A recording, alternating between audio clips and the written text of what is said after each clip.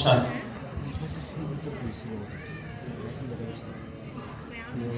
এই ইঞ্জিনিয়ার মায়েরা তোরা কোথায় খুঁজিস বল,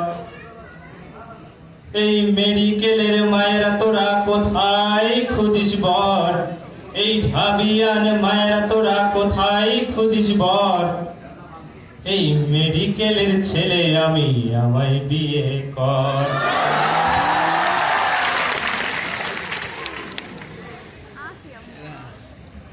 মেডিকেলের চান্সটা হয়েই গেল, মেডিলজির গ্র্যান্ড সেলিব্রেশনটাও হয়েই গেল। হলো না শুধু একটা জিনিসই, দেখেন বিপক্ষ দল কইয়ে দিচ্ছে, বোঝেন আপনারা। তো যাই হোক,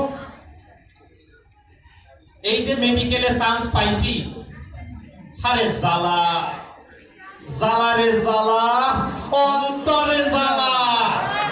কাগজ জ্বালা জানেন, আমার এক্সের বাপ মাগো আফসোস। আর ওই জ্বালা দেখে আমার হারে মজা লাগে রে মজা। গায়ে চুলকনি ওঠে না, চুলকনি উঠলে যখন চুলকতি হয় হেবি মজা লাগে। কিন্তু যাই হোক, আমার সামনে অনেক কসাই ডাক্তাররা বসে আছে, তারা এই চুলকনি স্বভাবটাই মজা নিতে নিতে চুলকনি স্বভাবটা থেকে গেলে কিন্তু সমস্যা। কারণ ভবিষ্যতে চর্মরোগের ডাক্তার হলে চুলকনি স্বভাব থেকে গেলি খদ্দের কিন্তু হবি না রে ভাই। তাই সাবধান, এটি খেয়াল রেখো। যাই হোক, কেআইবি হলের সামনে আসতেছি, এমন সময় এই এই অ্যাপ্রনটা যে গায়ে জড়াই দিছি, আমার বাবা আমাকে পড়াই দিছে। ওরে বাবা রে, এই মায়াগুলো যেভাবে তাকাইছিল আমার দিকে, মায়াগের কথা কব না, তাদের বাপ মাগো যেভাবে আমার দিকে তাকাইছিল, মনে হয় মনে মনে অর্ধেক কবুল বইলা সাজা ফেলছে আমার সাথে। এদের কথা কি কব? আমার বিপক্ষ দলের প্রথম আপুটা, আবার হাত তোলেন একটু, সেই দেখেন প্রমাণ দেখেন, সে যেভাবে তাকাইছিল, আমি বলেন জীবন সঙ্গী হিসাবে ডাক্তার ছাড়া কোনো, বোঝেন ব্যাপারটা। এ তো একটা কাহিনী গেল, ডাক্তারে কি চান্স পাইছি, বিশাল ব্যাপার। তা আমি ডাক্তারিতে চান্স পাইছি বলে মানুষ সত্যি সত্যি আমার ডাক্তার কষাই ভেবেন না, ডাক্তার ভেবে বসে ফেলেছে, মানে গরু কিনার আগে বাছুরির দাম ঠিক হয়ে গেছে। তা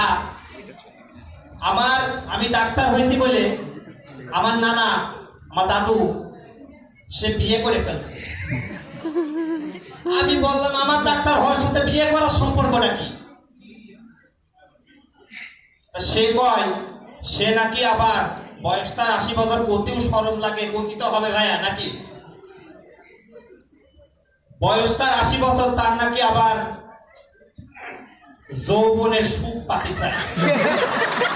মানে বোঝেন ব্যাপারটা, ডাক্তার তো পতিতার সমস্যা নেই, সমস্যা আছে। কেন জীবন সঙ্গী হিসাবে ডাক্তার দরকার সেটা বুঝতে হবে।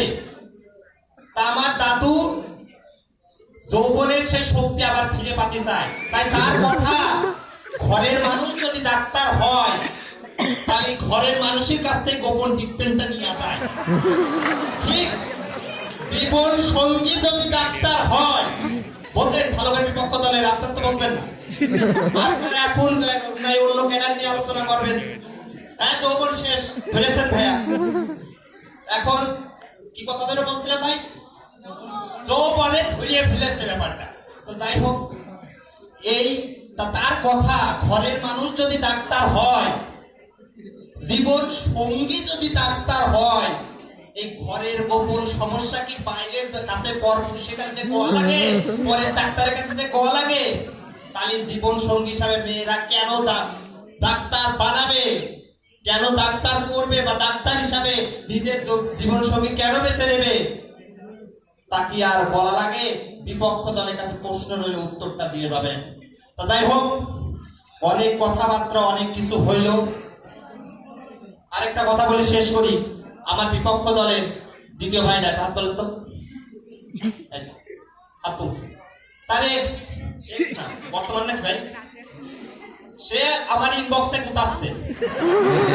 মানে কি একটা অবস্থা, কেন গুতাচ্ছে জানেন? ওই যে বিপক্ষে গেছে, বিপক্ষে গেছে এই ইনবক্সে গুতাচ্ছে। আমি ভাবছি মনে নতুন আবার আমার সাথে সিগন্যাল লাগাবে।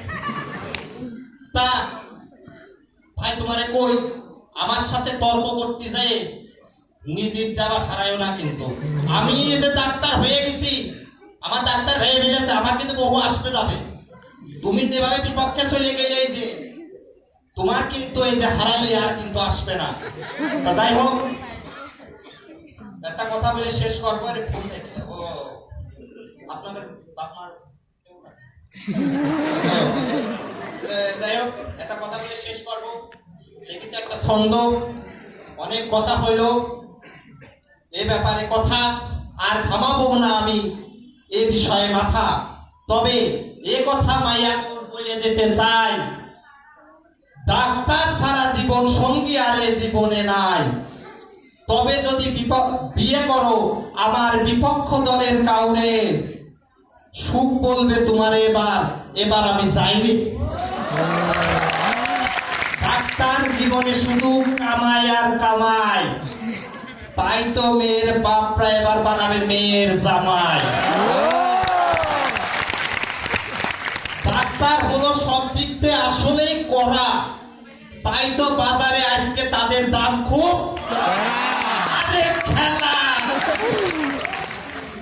তাই মায়াকের কাছে আমি করি হাত জোর, জীবন সঙ্গী এবার করো তুমি মোর। অনেক হলো ডাক্তারদের গুণগানের কথা, এইবার আমি শুনবো এই বাটপারদের কথা। কাজ নেই কাম নেই, মারবে এখন চাপা, পা থেকে মাথা অব্দি পুরো অব্দি। আরে খেলা, আমার কথা এবার হইল সমাপন। ভুল ত্রুটি ক্ষমা দোষ, ক্ষমা কইর মোর। ধন্যবাদ, ধন্যবাদ সকলকে।